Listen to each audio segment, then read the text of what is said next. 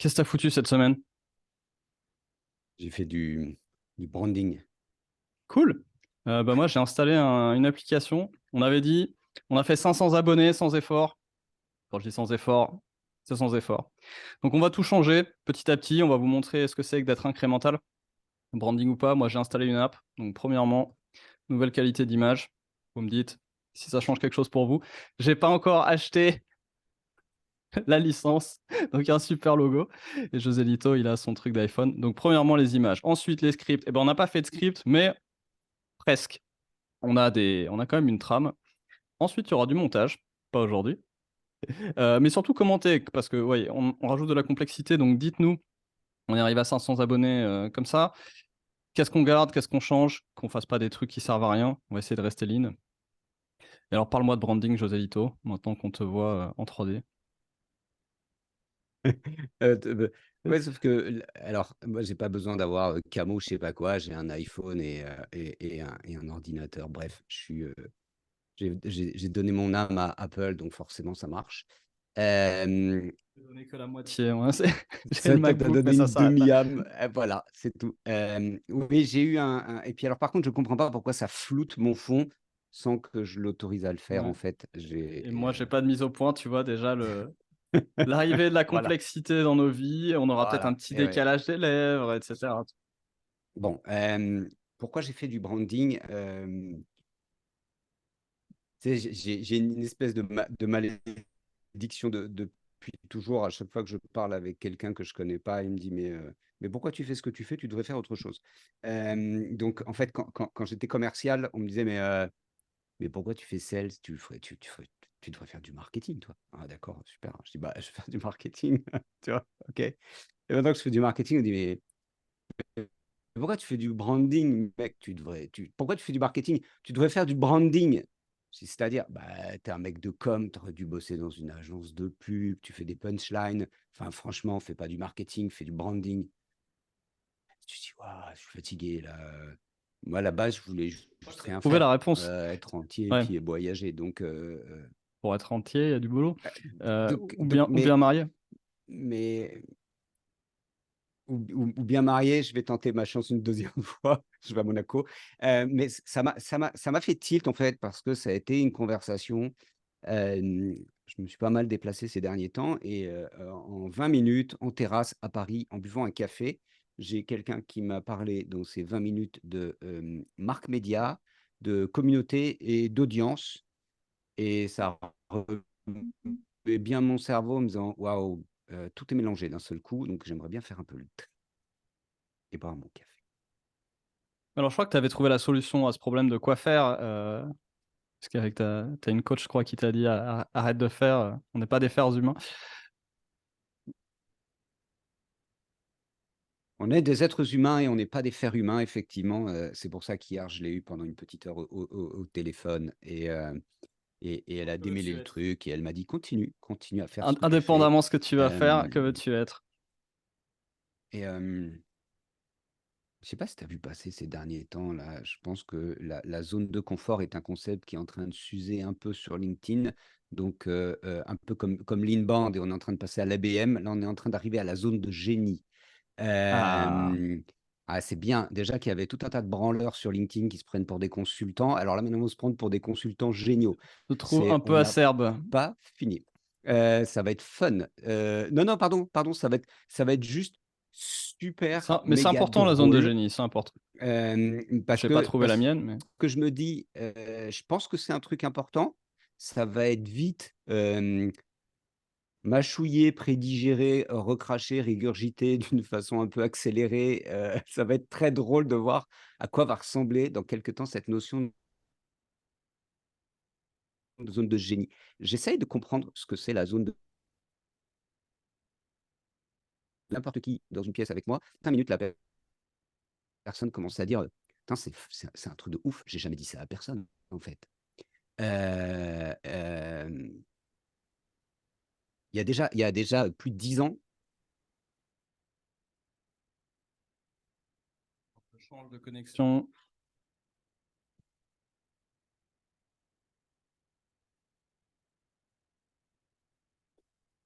un rendez-vous sur Nice, je me souviens bien. Il m'a dit: «Mais, qu'est-ce que tu as pensé?» On était dans la voiture, il me dit: «Alors, qu'est-ce que tu as pensé de ce rendez-vous?»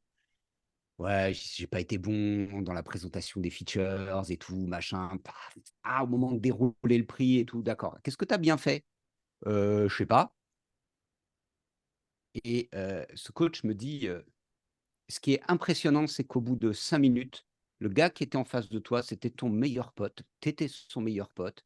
Il t'a tout dit, il t'a tout raconté de sa boîte, de ses problèmes. Donc la mise en confiance chez toi, c'est tu fais même pas attention». Et je lui dis: «Mais comment je fais ça?» Il me dit: «Je sais pas comment tu le fais, mais» il dit: «On était dans le bureau de ce boss et 5 minutes, au bout de 5 minutes de conversation, tu étais, à côté de lui,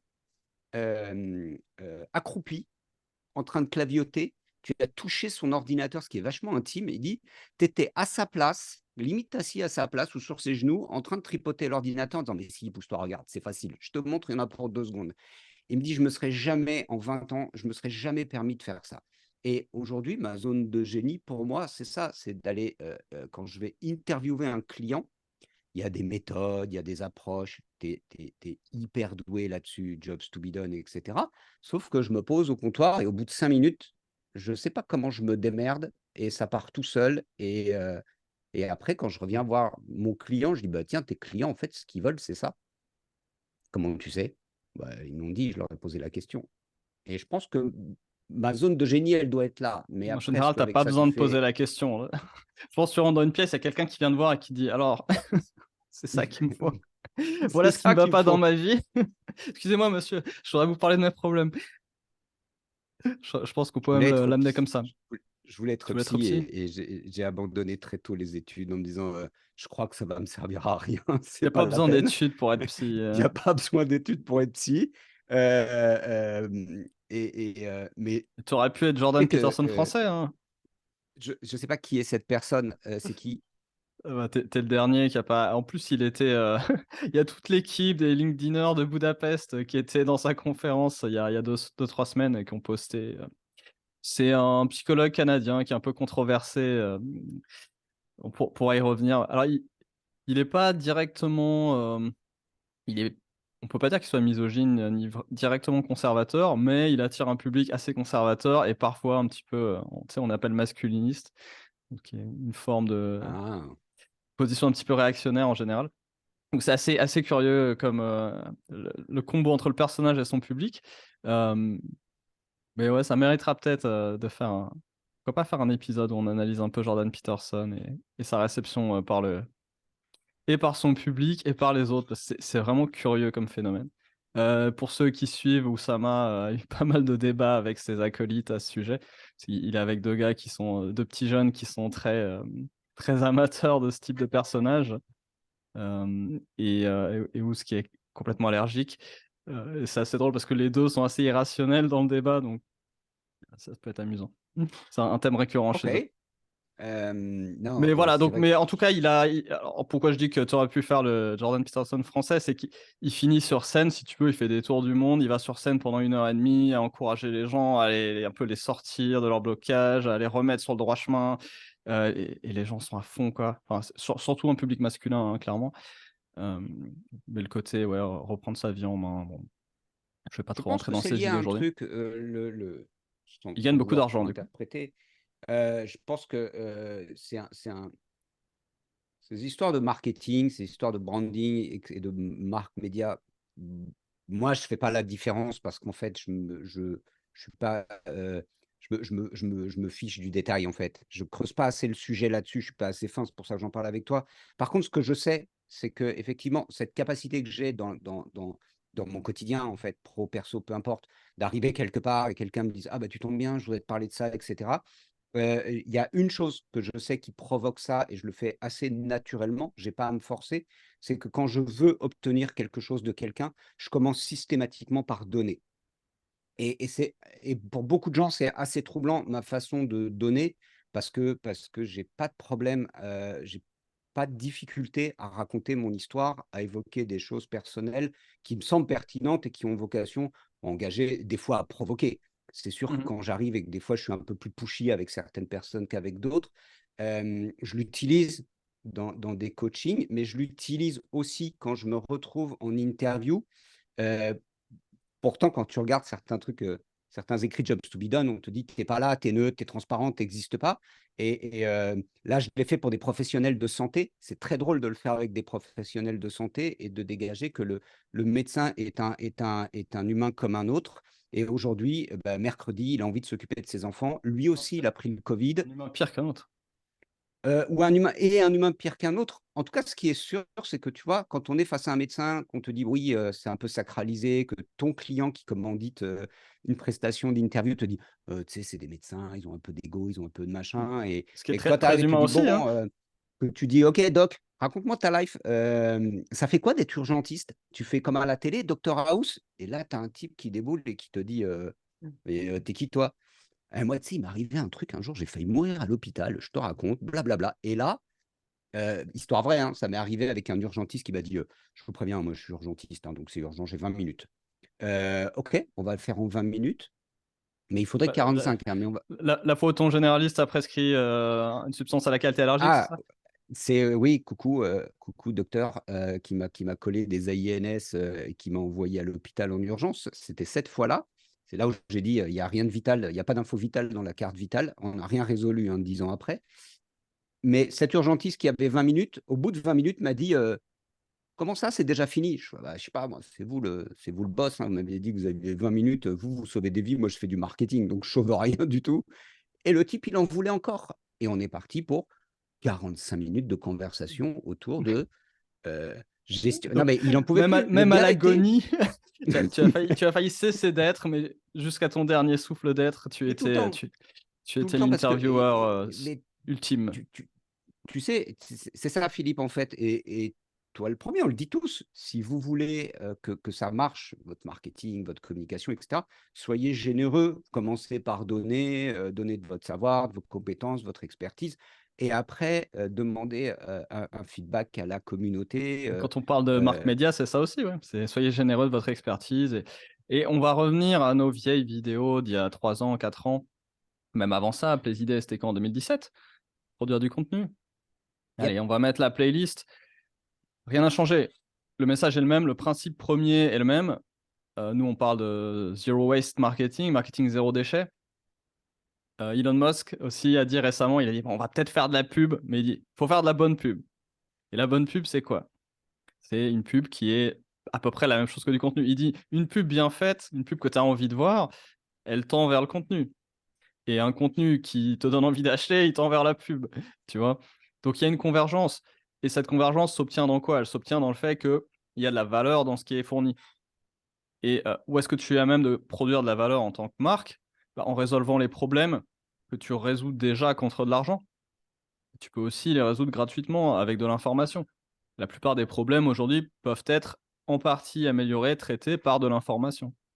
Et donc faire des bons contenus, des bons lead magnets, et cetera, ça revient à fournir la bonne information au bon moment, sous le bon format, à la bonne personne, hem, qui revient à faire du service gratuitement, sous forme de contenu, de médias, ah, donc j'ai une une forme de question pour toi parce générosité. que il y a un autre sujet, tu vois? Il y a un autre truc. Merci, merci Frédéric, Génico, ma coach, je lui disais un jour lors d'un entretien, je lui dis: «Mais, tu sais, moi, j'arrive pas à avoir des bonnes idées assis, en fait. J'ai besoin de bouger, j'ai besoin de marcher, quand je suis dans une pièce, je me lève, je pense que dans une semaine, le seul moment où je bouge pas, c'est quand on fait, un quai staff et que je reste assis 1 heure». Hem, hem Imaginez ce que ça doit être le reste du temps.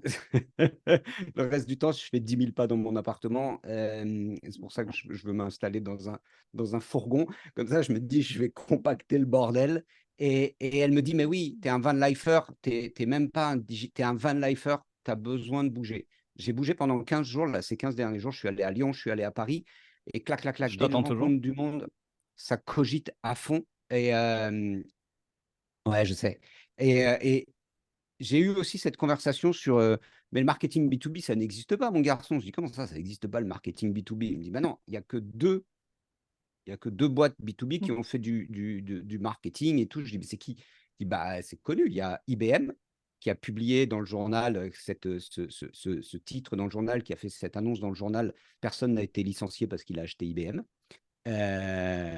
OK, d'accord. Et la deuxième, c'est Intel qui vendait massivement quand même à des fabricants de cartes mères et qui a lancé Intel Inside.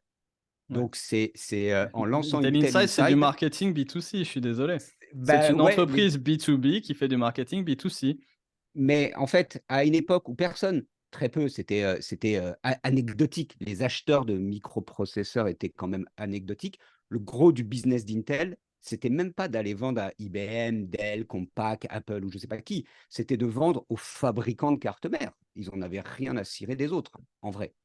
Et c'est très intéressant de voir quelqu'un qui te dit, non, non, ça n'existe pas le marketing B2B en fait. Je dis, merde, mais qu'est-ce que je fais moi depuis des années alors Ah, c'est peut-être pour ça que c'est galère. Il y a un truc. Il me dit, ben non, José Lito, fais du marketing B2C. Il y a des budgets, il y a des audiences, il y a beaucoup de monde, il y a des euros, il y a du ROI évident. Tu n'es pas gavé par des cycles longs. Je dis, mais alors qu'est-ce que c'est quand tu fais du B2B? Il me dit, bah, c'est du commerce. Tu fais du sales, tu fais pas du marketing. Putain, le Ouais, shaker et que je me HubSpot, suis HubSpot, c'est quoi? Je suis pris dans la désolé. tête. C'est quoi HubSpot? Je suis désolé, c'est du marketing, faut arrêter. Pour prendre un exemple qu'on mentionne tout le temps, mais c'est le plus évident. C'est super mélangé, les gars. Aujourd'hui, HubSpot, en fait, communique de plus en plus avec les sales sur la partie CRM que sur la partie. Tu sais, ils ont tellement fait marketing, en fait, c'est comme s'ils n'avaient plus rien à ajouter là-dessus. Attends, moi aussi, je fais les tours de magie. Attends, Merci. Des personnes qui. comment faire Bref, disparaître quelqu'un de continue. la pièce? On n'entend rien, hein, je te Non, c'est pas rassure, ça, il y on a un n'entend pas. routeur Wi-Fi à redémarrer. Je sais, le Ah, micro était coupé. Poursuivez, Euh, poursuivez, maître Tirados. ben, à la fin de tout ça, moi, je me dis, waouh, si t'es pas de la partie, que tu diriges une boîte et que tu as quelqu'un qui arrive et qui commence à te dire inbound, ABM, marque média, machin, bidule, c'est un sacré merdier, surtout en Ouais. 2023 où Alors, tu es bientôt au 1er juin et tu sais que tu vas pas finir ton chiffre. Tu sais que tu vas. Philippe, cette année, la plupart des gens savent qu'ils vont pas atteindre leurs objectifs. C'est fait. C'est fait. mon client est on track. Ah, tu vois, mais il y en a pas Mais beaucoup, Philippe. c'est Il y tous en les a mois, pas c'est tous les beaucoup. mois pour. Et c'est du B2C. Qu'est-ce que j'allais dire? Ouais, alors, on va parler d'ABM justement, parce que tu nous as fait un beau fail en ABM, si j'ose dire. Tu as mal mappé tes prescripteurs et autres supporters. Oui, oui, oui, oui, Euh, oui. et tu m'amuses aussi pas mal ces temps-ci avec tes critiques acerbes sur les vagues LinkedIn, comme ça, comment dire, de théories diverses, plus tous les gens qui te conseillent en permanence ou qui t'amènent des remarques de type mais il n'y a pas de marketing, mais il n'y a que de la vente, mais c'est le branding, mais c'est la marque média. Et j'ai la même personne, figure-toi, qui est aujourd'hui un de mes créateurs de contenu préférés sur des thématiques ABM et marketing B2B, figure-toi, puisque j'ai fait un peu de conseil sur une grosse boîte de conseil il y a quelques mois pour de l'organisation marketing, donc j'ai pas mal potassé ces sujets-là. Donc j'adore ce qu'il publie sur le sujet, et figure-toi qu'il a fait un super post pour dire il y en a marre des influenceurs qui te disent faut arrêter tout, il n'y a que ça qui marche. Ça ne marche pas comme ça. Ça ne marche pas comme ça. Donc, alors, raconte-nous peut-être en résumé ton fail et quel est ton questionnement aujourd'hui. Donc on se dit Ah, souvent, ok, parce que avant de passer à la BM et au mapping, mapping qui est la cartographie des décideurs et des supporters dans une organisation avant d'attaquer cette organisation. Avant ça, on avait des approches peut-être un peu plus bourrin. Je me rappelle avoir lu, bah, je crois que c'était via HubSpot où il te disait prends le N+1, t'attaques le N+1, il va te recommander au N-1 et après c'est bon, c'est dans la poche, tu vas closer tranquille.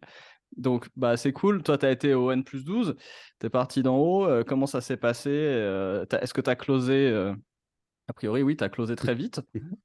Mais que s'est-il c'est un passé ancien. ensuite? Alors là, j'étais conseillé par un ancien de chez McKinsey. Quand je lui ai raconté mon Pyramide. histoire, il m'a dit, mais c'est exceptionnel quand tu as le président d'une boîte qui arrive à te signer un deal. C'est rarissime, ça ne se fait pas. Je dis: «Tu es sérieux?» Il me dit: «Bah non, c'est, Attends, quand tu dis président, c'est pur président, c'est-à-dire qu'il est pas directeur général, il est que président? non, non, il est que président». Voilà, Et c'est pas un rôle et exécutif, président. il était DG il y a pas longtemps. Il l'est plus. Il a passé, il a mis Si tu vas chez Tesla, tu signes avec il a Elon Musk ou tu mis signes avec Robin Delhomme? voilà la vraie alors ça c'est une question super intéressante, et c'est pour ça que je le considère pas ce qui m'est arrivé comme un fail. J'ai testé plein en fait, je me suis, offert Si tu vas chez SpaceX, tu signes avec Gwynne, tu signes pas avec Elon. Alors ça dépend des bah, boîtes, mais bon, dans l'ensemble, le président, c'est non, pas dans l'ensemble si c'est pas alors un PDG, c'est un rôle qui n'est pas très exécutif.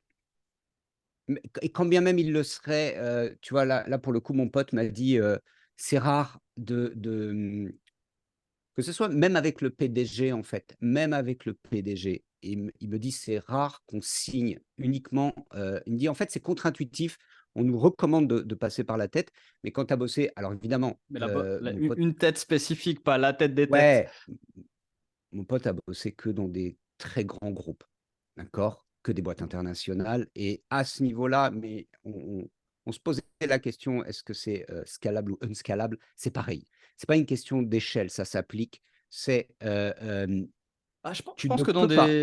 dans des jeunes des late startups, des jeunes scale-up, je pense que ça peut plus être le cas selon la culture de la boîte.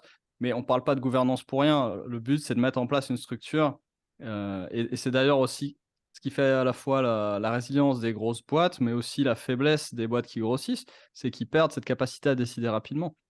Et c'est tout le débat des Et démocraties versus les autocraties, la Chine contre les US, tout ça, tout ça. en fait, ça m'a fait penser à Vitio.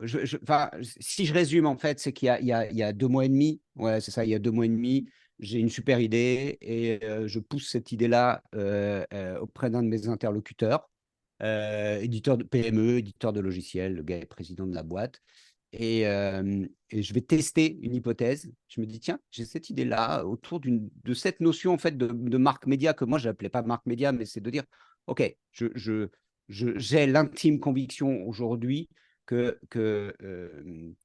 le Covid nous a tous remués en profondeur. Je pense qu'il a fait muter l'ADN de nos sociétés, le Covid, et que, je disais il y a pas longtemps que heu, 200 centimètres carrés de tissu ont modifié à jamais le parcours d'achat. Donc, il y a un vrai sujet là-dessus, c'est-à-dire qu'on a tous été émasqués et puis démasqués et à partir de maintenant, j'ai l'intime conviction qu'on est super pour beaucoup d'entre nous, on est perdus face à nos clients. Je le vois à travers les sales, je le vois à travers les marketing, je vois dans les discussions que j'ai avec des customer success, surtout avec des sales qui me disent: «Mais, le gros sujet du moment, c'est l'indécision. On a des interlocuteurs, il y a pas de statu quo, il y a une indécision. C'est Même en même pas B2C qu'ils d'ailleurs décident». pour le coup. Ouais, Beaucoup ouais, ils ne d'attentisme savent sur des trucs à il y a ticket élevé, voilà, il y a beaucoup d'attentisme, il y a une non prise de décision, et ce sujet-là m'a beaucoup marqué. Donc je dis: «OK, en même temps, les visios, on en a marre, et les interviews clients, c'est bien, mais pour avoir mené des missions là-dessus, j'arrive au moment où je me dis: "Ce qu'il faut, c'est aussi mener des interviews sur le terrain", vraiment aller voir le client dans son contexte d'usage. Ça n'a absolument rien à voir, et je l'ai fait dans une vie antérieure. Si je te dis, bah, le lundi matin, quand il y a une épidémie de gastro, une télésecrétaire indépendante peut prendre 120 appels de l'heure, tu me dis: «C'est pas possible». C'est Tu dis: «Comment c'est possible qu'elle fasse ça comme ça à toute vitesse?» 30 secondes, en comptant le battement et les pauses, l'absence de Et pause. elle a son clavier de téléphone et elle met en attente. Elle me: «Ne quittez pas, je vous reprends tout de suite. Ne quittez pas, je vous reprends tout de suite. Oui, c'est pour quand? Telle heure? Ne quittez pas, je vous reprends tout de suite». J'y croyais absolument pas et quand j'étais chez Teambox, une SaaS qui a développé un logiciel pour ces personnes-là, C'est qu'il y a un quand il a bug dans les fallu données.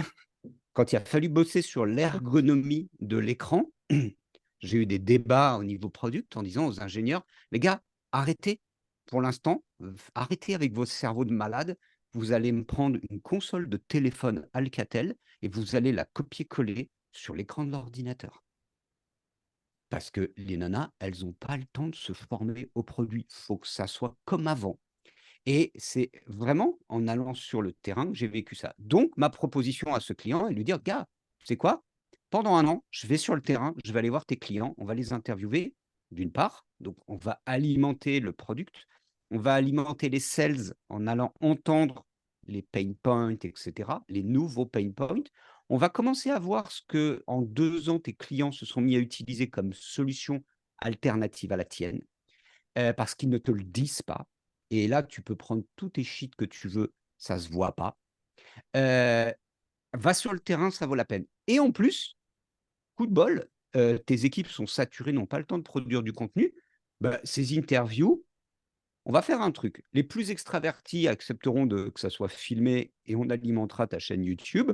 Les plus introvertis, on pourra anonymiser, on fera des articles de blog, des contenus, écrits et entre les 2 des podcasts et on aura la télé, la radio, la presse. On va tout faire en même temps et puis en même temps, on va balader ta marque, en termes de branding, c'est cool. On va promener ta marque partout en France. On va prendre le temps, on va le faire sur une année. Là, j'ai un type qui me dit: «Waouh, what the fucking fuck? Mais c'est quoi ce truc d'extraterrestre? Ça n'existe pas». Je dis: «J'en sais rien, je te le fais». «Combien?» «Tant». «Deal». Et là, même moi, j'étais surpris. Je me dis: «Comment ça, deal?» «Ah, tu sais quoi? Tu dis normalement les budgets, ils sont figés au en novembre, octobre. C'est chelou qu'en plein mois de mars, tu arrives à décrocher un budget conséquent. Enfin, ça me paraît intriguant». Mec, tu as le big boss, tu as Dieu le Père en face de toi, tu dis: «OK». Et on pousse et on pousse et on pousse et on pousse et on pousse et on pousse et Il on y avait un pousse et on pousse. comité avec le Fils et le Saint-Esprit, donc Eh, j'avais proposé, j'avais dit: «Il me faut comme sponsor quand même, il me faut quelqu'un en sponsor, ça peut pas être toi parce que tu es pas dans l'exécution». «Ah ouais, bien, très bien, bah, écoute, on va prendre le directeur du marketing et de la communication». Il me paraît assez naturel sur ce contexte dans ce contexte. «Bah, tiens, on y va». Bon, j'ai un call avec cette personne qui me dit: «Ouais, c'est une bonne idée», puis il me ghost. «Ouais, c'est une bonne idée, je te commence fort. ghost, ça OK, why not?» Bon, donc je dis au président: «Bah, gars, ton gars, il m'a ghosté, je pense que ça va pas le faire». «Non, non, t'inquiète, je m'en occupe, je gère». On est rentré en termes de construction, ça a été vraiment super excitant d'avoir, quand tu as ton interlocuteur et futur client qui ping-pong avec toi à mort. «Ouais et ça je comprends pas par contre, J'ai déjà comment on pourrait entendu faire?» ça, il y a quelques années, plusieurs fois. Je ne vais pas donner les noms puisqu'on est en call, mais on est filmé. On est filmé. Un bon Ça, kiff c'est ça de aussi, d'a c'est ta de zone de clac, génie, mais clac, pour le clac, coup, clac, ça clac, clac, clac. Ah ouais, ouais, moi, c'est ma came, donc je me dis: c'est «OK, c'est payé ma avant. came, on y va, on y va, on y va». J'arrive à un dernier mail très construit de: «OK, on a le budget, j'ai discuté en interne avec ma team, il y a A, B, C, c'est bon, envoie-moi un contrat, kick off». OK, cool. Résultat des courses, il y a pas longtemps, j'ai le directeur marketing et communication qui me balance un niet poutinien de l'extrême.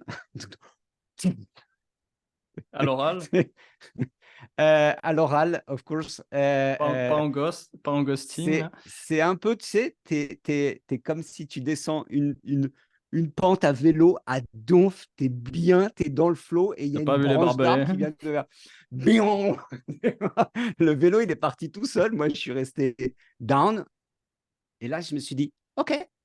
Heu, bon, j'ai demandé à deux trois personnes qui m'ont dit: Tu pas «Ouais, une tu as raté ton petite closing». tu pas une petite phrase bien punch percutante là pour le podcast? Genre, il t'a pas dit un truc genre: «Non, on fait pas ça chez nous», un truc comme ça?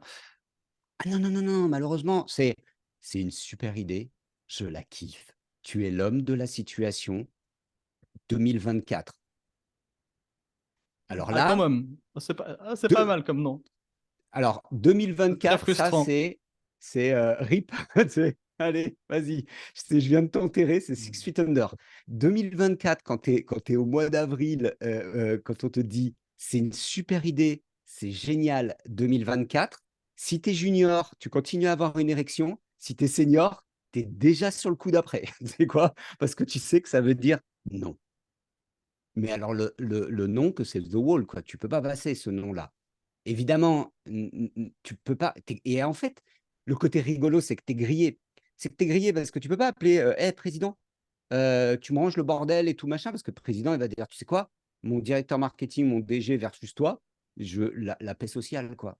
Bah ouais, c'est mort. En fait, c'est une posture où tu es grillé, tu es échec et mat, sans bouger. Tu peux juste rien faire. Tu peux gueuler, tu peux t'agiter, tu peux aller clouer le directeur marketing sur LinkedIn en live si tu as envie, si ça te fait du bien, ça va te faire 5 minutes d'érection. Je pense que 2 siècles avant, je l'aurais provoqué en duel et je passais la nuit avec sa défunte, avec sa veuve, pardon, lion défunt. Mais non, mais ça sert à rien. Tu vois, je veux dire, tu peux t'énerver, tu peux t'agacer, c'est Ça sert à mort. rien. Pourquoi? Mais Et alors, la preuve que, donc pour moi, ça me pousse à dire, alors pourquoi j'estime que c'est pas un fail? Parce que j'ai eu la chance de tomber sur un mec visionnaire et tu lui balances 3 slides, 2 minutes de conversation et la personne te dit, il y a beaucoup de valeur là-dedans, je sais pourquoi j'en ai besoin, ça m'intéresse.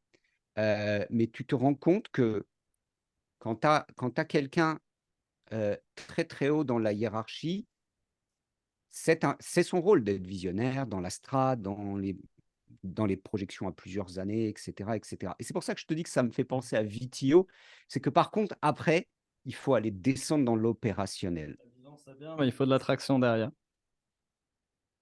Et là, si tu pas les personnes qui vont faire avec toi, euh, on revient à une excellente idée sans exécution. Ça reste une excellente idée sans exécution, ça a zéro value.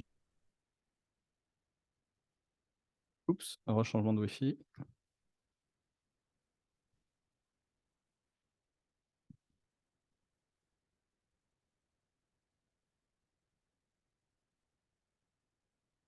Beaucoup d'insight. Donc, c'est très, très bon aujourd'hui pour ce que je suis en train de faire.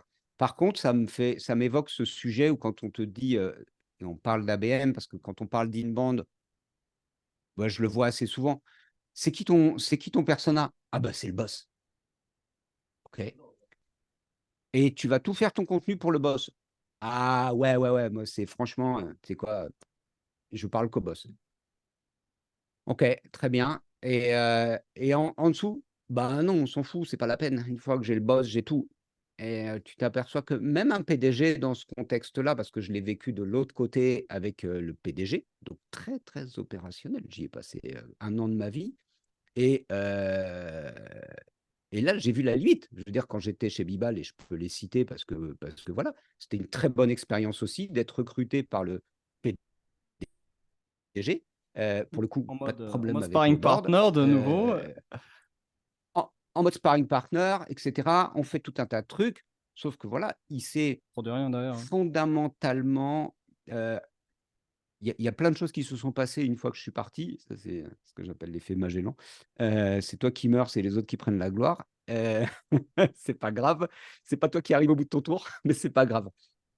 Mais c'est la même chose. C'est pas parce que tu es le sparring partner du PDG que quand tu arrives dans l'opérationnel au quotidien et que tu tapes la direction commerciale, la direction marketing, les managers, tu as beau être adoubé, tout ce que tu veux, quand c'est non, c'est non. Quand le corps constitué quand l'organisme de l'entreprise te rejette, ça Ça passe pas. rejoint aussi les. Ouais, bah, ça lève les questions de comment doit se comporter le dirigeant.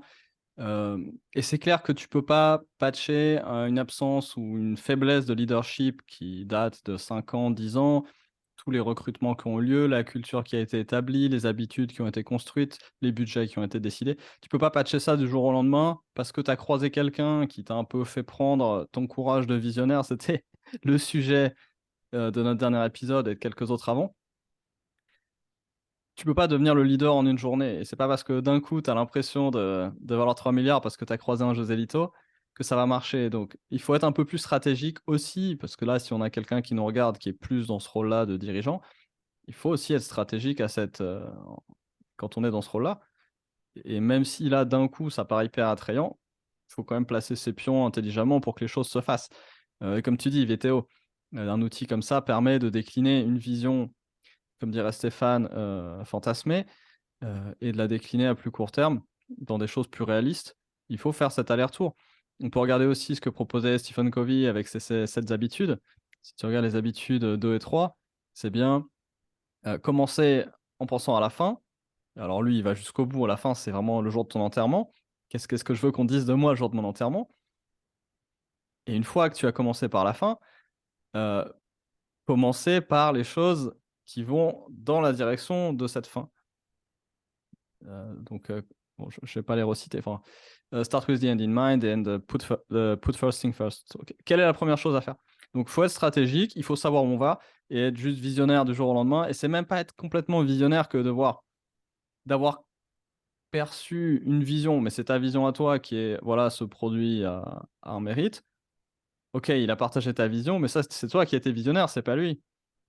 Certes, il a été capable de voir ta vision parce qu'il voit un petit peu plus loin peut-être Ouais, que d'autres, mais c'est pas un acte visionnaire. Un acte visionnaire, ça serait: «OK, voilà comment ça va, développer ma boîte et maintenant je vais être stratège et voilà quelle stratégie je vais construire pour utiliser ça». Il aura dû t'aider à réussir et cetera et s'il a même pas vu venir qu'il allait, se faire retourner par son équipe, c'est qu'il y a un problème de vision et de leadership aussi de son côté. Donc c'est important, je pense, pour ceux qui nous regardent, qui voudraient peut-être réinjecter un peu plus de vision, un peu plus de leadership, reprendre un petit peu les rênes, profiter de cette période de crise au sens large, pour faire de la transformation. Et faites-le de façon stratégique, avec les bons outils, avec, un mélange de patience, de tact, tu vois? bah, on en revient encore, la conclusion, que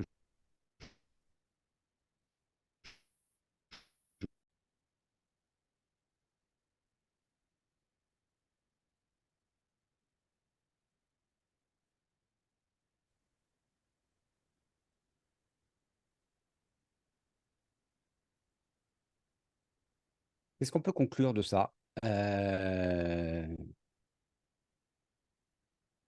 Ça m'a emmené plusieurs remarques, en fait.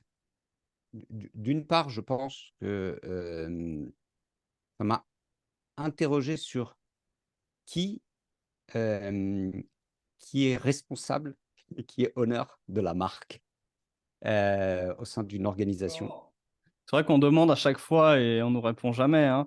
Alors quand j'étais avec ce cabinet-là, c'était, assez marrant parce que le marketing y était une activité support quasiment et la marque était ownée par la direction de la communication, mais il y a tout un système parce que c'est des boîtes, d'associés et cetera et tu as des filiales par pays et tu encore, je vais même pas dire une maison mère, mais un niveau groupe et forcément la marque doit être harmonisée à l'échelle groupe, donc dans des cas un peu complexes comme ça, tu as encore une direction de la communication groupe et puis tu as tout un système, d'aller-retour plus ou moins bien, monté. Pas trop mal dans leur cas, assez intéressant.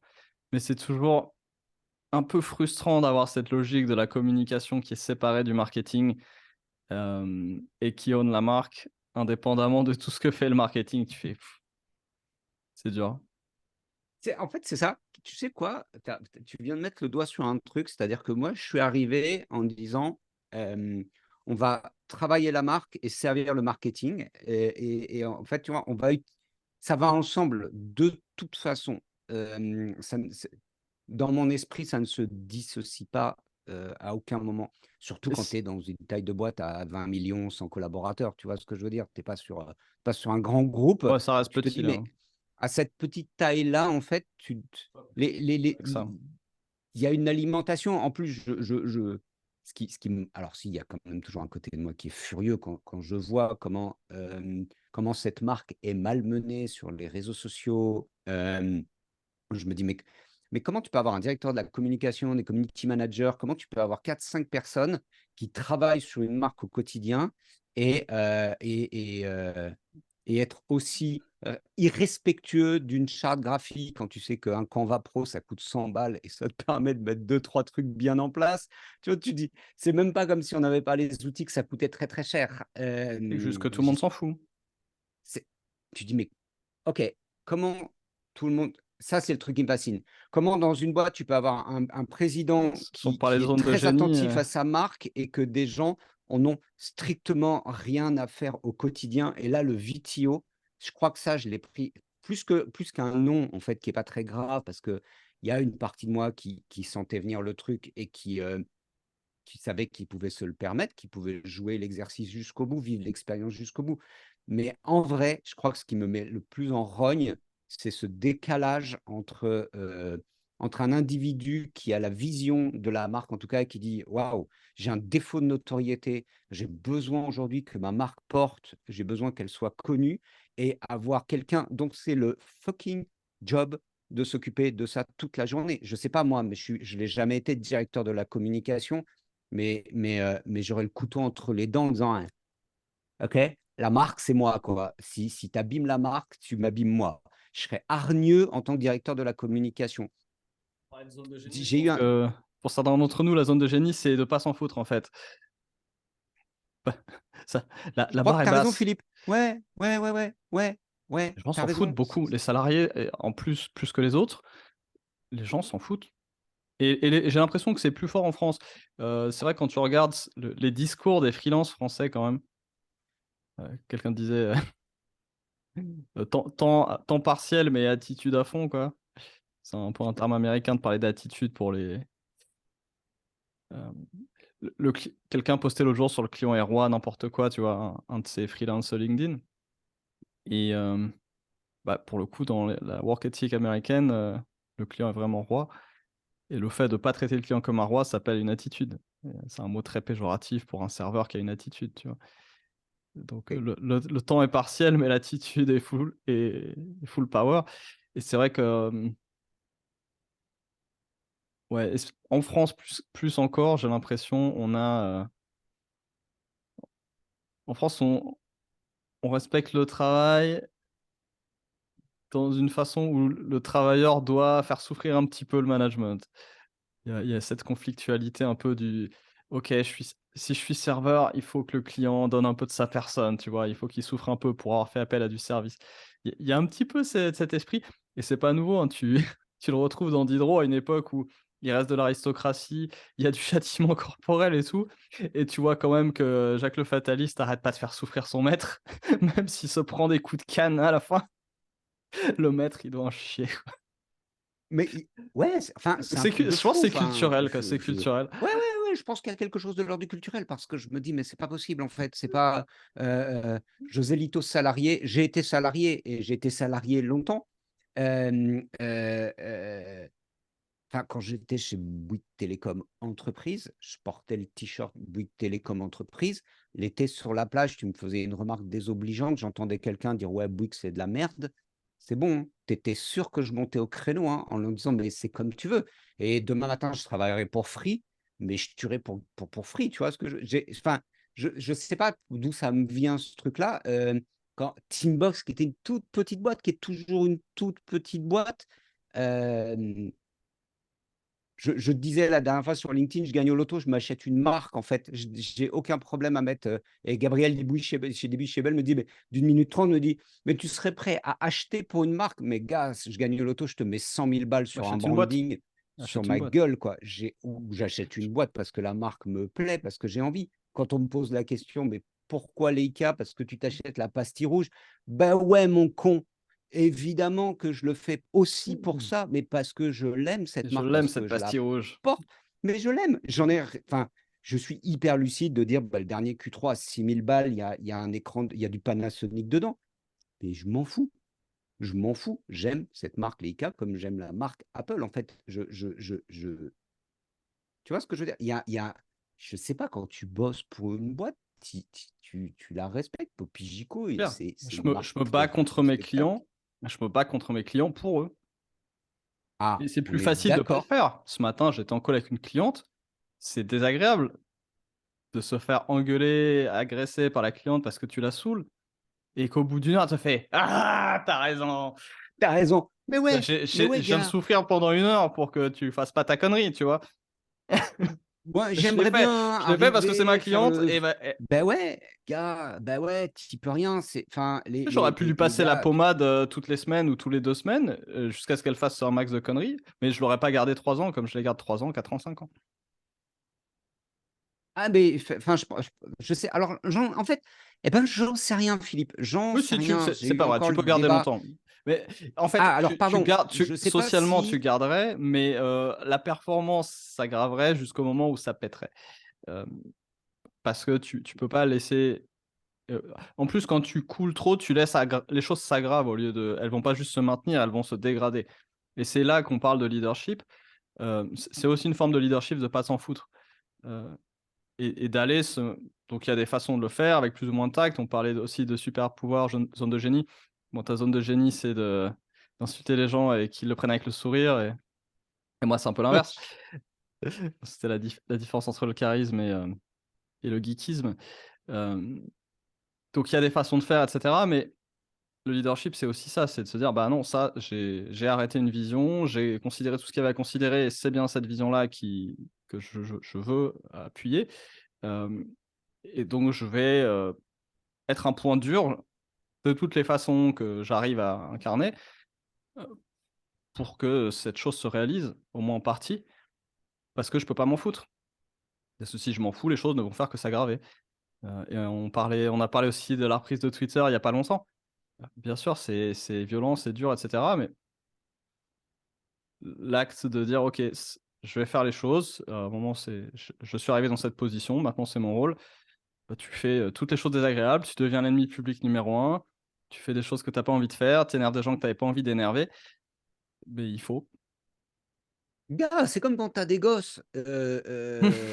Tu peux pas être que Ça le gentil papa ou tu vois, ou la gentille maman. Enfin, il y a des moments, tu es hard, il y a des moments où tes mômes, ils vont pas aimer, ils vont faire la comédie, ils vont pleurer et cetera. Sauf que non, quand tu es un petit enfant, tu dois aller te coucher tôt. Basta, faut que tu dormes beaucoup, c'est tout. Et évidemment moi je le sais parce que je suis tonton. Donc dès que je suis avec mes neveux et nièces, mon métier, c'est de foutre le bordel dans une famille, quoi. C'est d'être scandaleux et tout le temps. Mais parce que c'est mon job d'être tonton, c'est pas mon job d'être papa, en fait. Mais je fais bien la différence de je suis tonton et je fais mon job de tonton. Quand mes neveux et nièces viennent chez moi, là, je suis pas que le tonton, je suis aussi l'éducateur, j'ai une responsabilité. Donc non, non, on traverse sur les clous, on attend que le petit bonhomme il soit vert. Et c'est pas la fête, et on ne traverse pas n'importe comment et on fait pas n'importe quoi. Et il y a des règles à respecter.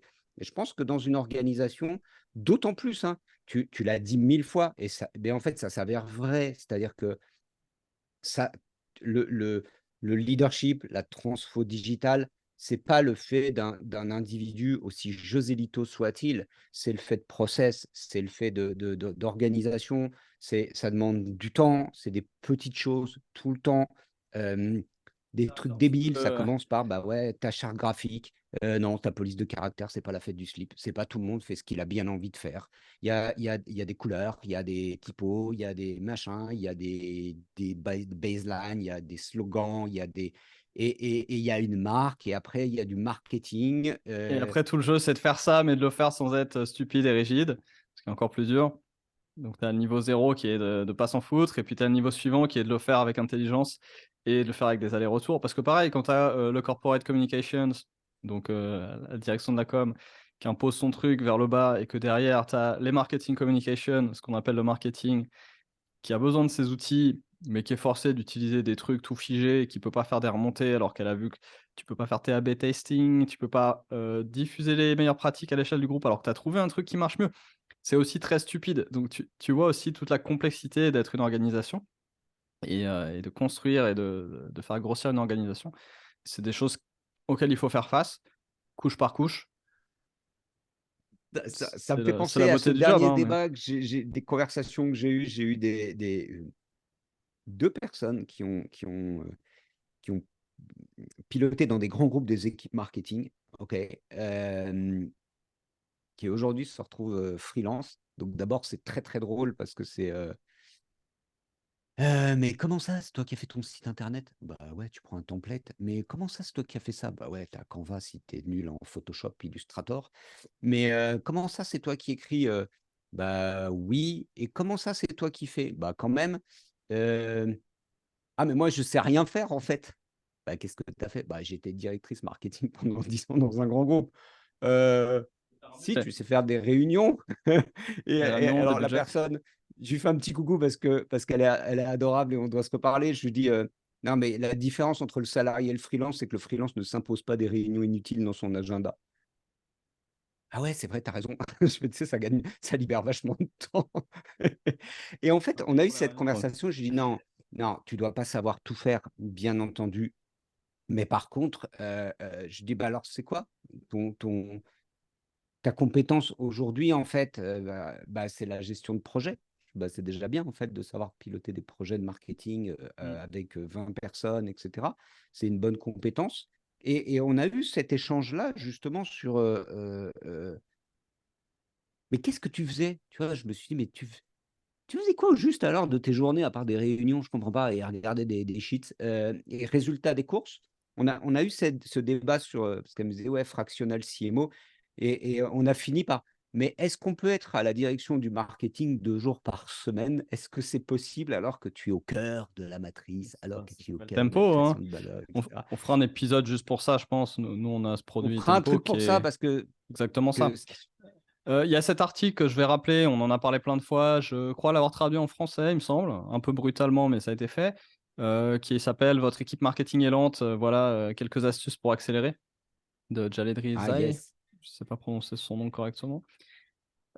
C'est très bien, très intéressant et justement, elle met le doigt là-dessus et te dit: «Bah, voilà, dans des startups, des scale-up, on peut pas travailler comme ça. Tu peux pas accepter qu'un directeur marketing ne fasse rien. Oui, gérer des projets pour 20 personnes, mais ça marche dans des boîtes où tu as besoin de 20 personnes pour faire des projets et peut-être que le hmm, scope de ce genre de projet va se réduire encore, du fait notamment des évolutions technologiques qui fait que les individus sont plus autonomes, peuvent faire plus de choses tout seuls et on attend avec impatience de pouvoir se passer à 100 de certaines, dépendances cruciales, et caractérielles au hasard les développeurs qui font, beaucoup ralentir énormément de projets, un vrai goulet d'étranglement s'il en est.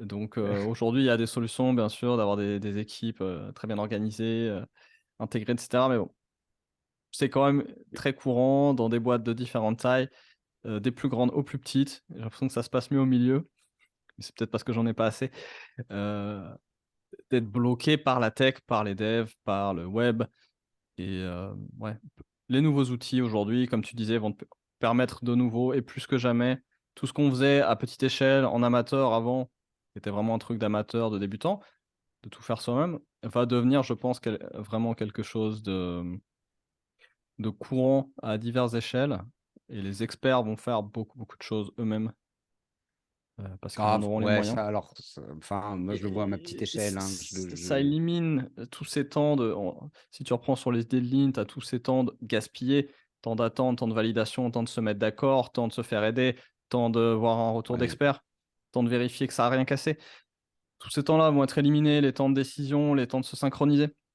Donc ça a un effet vraiment exponentiel sur la qualité, la performance et la rapidité des livrables, quand tu peux éliminer toutes ces étapes. Ça va aller encore plus vite. Pour ceux qui trouvent que ça va déjà très vite, c'est loin, On rame loin, là, on loin. rame. Ouais, ouais, là, on rame. Ça va vraiment aller super vite. Et pour avoir pas mal d'échanges avec des gens du produit en m'intéressant à Jobs to be done, finalement, mon public le plus naturel, c'était des product managers. Et on parle beaucoup d'agilité, de leadership. On parle beaucoup quand on parle de gestion de projet, on dit mais arrêtez de parler de gestion de pilotage de projet. C'est comment vous créez de la valeur avec une team, en fait.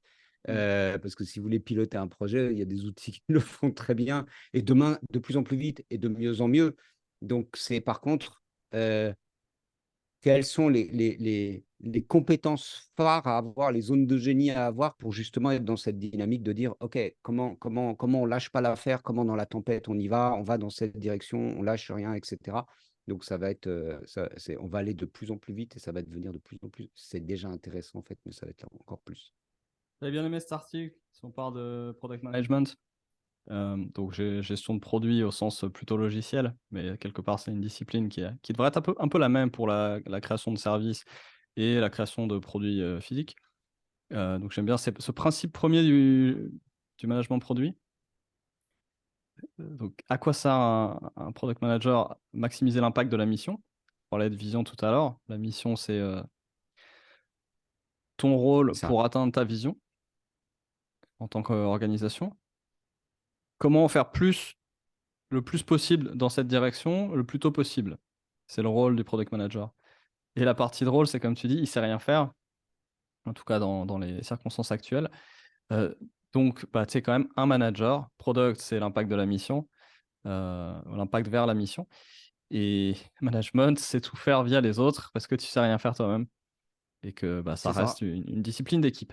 Ça Donc c sera une autre conversation sur, mais tu fais quoi, José Lito? «Bah, je produis rien, en fait». «Ah et pour d'accord, mais tu sers à rien si tu produis rien». mais tu viens de nous dire l'inverse, c'est ça qui est un petit peu, Oui, oui, oui, schizophrénique. oui, mais Mais et regarde que le principe premier va quand même évoluer. Ton vrai principe premier c'est celui de gauche. Celui de droite, tout faire via les autres, risque de vraiment changer dans ce nouveau paradigme où moi, par exemple, je suis product manager de Jico.co, mais je suis aussi développeur, designer, tout. Je fais tout. Je fais les intégrations, je fais l'utilisation, je fais les auto-interviews, c'est-à-dire que je l'utilise pour moi-même, je me regarde l'utiliser, je le change, tu vois? Donc ça évolue et je pense qu'il y aura de plus en plus de choses qui pourront être créées par une personne seule ou une toute petite équipe qui travaillera, en ouais, mob, tu vois, en live. Mais bon, to ouais. pourquoi tu nous dis que tu fais rien, que tu sais rien faire et en même temps tu nous as dit tout à l'heure que tu Non, savais non, tout faire et que tu avais tout fait? parce que finalement, c'est le retour qu'on me fait aujourd'hui. C'est-à-dire que quand je dis, bah, oui, oui, si j'ai besoin, moi, aujourd'hui, je le fais. J'ai besoin de faire un site internet, je vais aller me choper un nom de domaine, je vais prendre un Elementor. Avec Canva Pro, je vais arriver à faire mes images, mon détourage, tout ce que j'ai besoin de faire, un bout de logo, et cetera. Je suis capable de plugger un Google Analytics dessus, un Pledzi One si j'ai besoin. J'arrive à faire et produire du contenu, faire des audios, des vidéos, et cetera. Donc à moi tout seul, j'arrive déjà à faire j'arrive à faire tout un tas de choses et comme je connais très bien mes limites, je sais exactement quand je veux obtenir je sais à quel moment je dois déléguer, à qui et je pense que j'ai un sens aigu de la valeur du travail des autres. Donc, fondamentalement, j'arrive au moment où je ne fais plus rien et quand j'arrive dans une organisation, je ne fais rien et on me dit: «Mais tu sais écrire?» «Oui». «Ah, tu vas écrire pour nous?» «Bah, non». «Tu sais faire ça?» Alors, «Oui». «Mais tu vas le faire?» bah, «Bah, non». le «Qu'est-ce que truc c'est que tu vas faire?» tu fais plusieurs choses. Donc ça, c'est quand tu fais, on va dire du conseil, de la transformation, de l'accompagnement. Évidemment, tu fais de l'accompagnement, tu fais peu ou pas d'exécution ou juste pour montrer l'exemple ou pour tester des approches. Bah, c'est ça qui me Par ailleurs, tu frustre, c'est as qu'en ce fait, projet on demande beaucoup d'exécution et je leur dis: «Mais j'ai pas de valeur à exécuter». Il y a il y a plein de choses que oui, d'abord parce vous qu'en pouvez plus, tu faire vas pas vous. rester et en plus, tu vas Mais pas non, rester. Donc ce qui compte, c'est mais de non. trouver une façon de le faire avec des gens qui coûtent moins cher que toi à l'heure parce que, bah, tu as pas besoin d'un senior pour faire ce genre de choses. Donc c'est pas intéressant. Mais c'est pareil avec Tempo, après on complète Tempo avec l'exécution, mais il y a pas Faut d'exécution dans vraiment qu'on Tempo. se remette Mais dans un truc de tempo parce que pour bien comprendre la valeur prochaine fois, on parle de qu'a ça. tempo prochaine fois. Mais, là, comme tu fais cette partie accompagnement, transformation, donc une forme de conseil, classique, on va dire, à la Mmh. journée, c'est encore différent de ce que tu vas faire avec ce tour, interview qui est ton Ah ouais, et là là, pour le coup, carrément tu vas faire beaucoup de choses toi-même. je vais faire beaucoup de choses moi-même, je vais en déléguer une grande partie aussi, Mmh. mais je te rejoins Ça sur dépend le du fait besoin que, aussi. mais justement, en fait, je regarde, il me reste 8 de batterie, hein, donc de toute façon, Ah, je suis à 38. il y a un truc qui me fait dire ce que j'abonde dans ton sens, c'est-à-dire que, José Lito, demain matin, il est dans un van, il va, chez les clients pour réaliser des interviews, travailler, donner aux produits, aux sales, au market, au customer success. Je suis capable de faire plein de trucs tout seul et en mobilité, hem et c'est d'autres et ça va être de plus en plus vrai, ce qui moi me trou je trouve ça génial parce que ça permet d'autant plus de bien comprendre ce qu'on attend de l'autre. Tu le truc tout bête, hein, moi l'exemple que j'ai tout bête, c'est, ce qui m'a pourri la vie pendant longtemps. C'est pas que je sais pas, c'est que Photoshop m'exaspère. J'utilise Lightroom pour faire de la photo. Je n'aime pas du tout Photoshop, les calques, les machins et quand j'ai besoin de prendre une image et de la détourer, bah, franchement, pour 109 €, j'ai Canva Pro qui me fait ça divinement bien. Je peux faire mes intros de vidéos, je peux faire plein de trucs. Pour 100 balles, j'ai gagné en autonomie dans ma Alors mo vie. Moi qui étais sur Adobe Ça. quand j'avais 10 ans et demi, 11 ans, j'étais en cinquième, je n'arrive pas à utiliser Canva. Ouais, mais tu vois, c'est marrant et de l'autre côté, quand tu parles des devs, c'est pareil. J'ai une telle frustration où des fois je me dis: «Eh mais c'est bon, j'aurais juste besoin de faire ça, ça, ça, machin, bidule, et il faut que je passe par tout un machin et tout». Quand je vais vraiment être de plus en plus autonome là-dessus, moi, je vais arriver à un moment dans ma vie où je vais plus m'en occuper non plus. Mais je me dis: «Oh mec, aujourd'hui, tu peux créer un business tout seul. Tu peux faire du no code, tu peux faire» tu dis: «Allez, ça, plus ça, plus ça, plus ça, plus ça» et quand les collaborateurs dans les entreprises auront accès à tout ça, j'ai presque envie de dire: «Arrêtez, fichez-leur la paix avec des réunions, laissez-les mettre les mains dans la terre, tu sais, laissez-les jouer avec des trucs». Je Faites suis des quand réunions, même mais faites des vraies réunions. J'ai fait un post il y a pas longtemps sur impressionné. Ouais, faites des vraies réunions. faites des réunions avec des agendas, si possible, faites-les récurrents et pas plus que ça, en fait. On pourra en reparler aussi de ça, montrer des exemples Ouais, ouais. et faites des réunions chiffrées, faites des réunions de résolution de problèmes, faites des réunions où il se passe des trucs, heu, mais pas des trucs Même qui auraient pu se passer Joselito hors qui de la s'en réunion. fout. Même moi, je suis tu vois, tu m'as tellement tanné avec ça, mais tellement que même moi aujourd'hui, c'est devenu un naturel de dire: «Mais, OK, so what? Comment on va mesurer ce truc? Est-ce qu'on a des chiffres?» Même moi qui étais en mode, «Ouais, ils font chier ces petits comptes d'influenceurs sur LinkedIn, puis j'en ai marre et puis les Français, puis les directeurs marketing, puis les riches, puis les pauvres, puis machin» et maintenant, je finis par dire: «Attends 2 secondes, qu'est-ce que tu dis? Ouais, mais tu as de la data là-dessus? Non? Ah d'accord, c'est bien ce qui me semblait». Hem, les gars, faites ce que vous voulez, c'est tellement plus confortable. Franchement, manger un peu de Philippe tous les matins au petit déjeuner, c'est un peu indigeste, des fois, ça gratte un peu la gorge, mais à long terme, un Philippe Larcher au petit déjeuner, il y a que ça de bon, en fait. C'est vrai.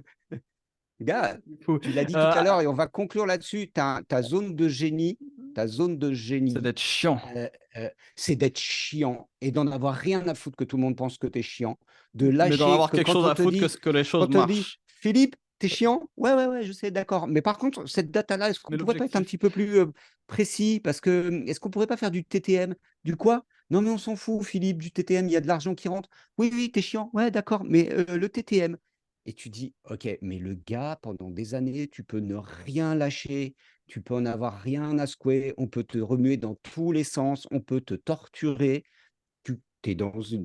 Tu lances dans une ligne et sans être borné par contre, tu es pas quelqu'un de borné, tu vois? Tu rentres dans une ligne et tu dis: «OK, c'est quoi l'objectif? C'est que ça marche, alors on va faire en sorte que ça marche» et puis pour le et je sport, quoi. pense que, Genre mon client m'a mais dit pour +37%, je dis: «Bon, bah, si tu veux, OK, ouais.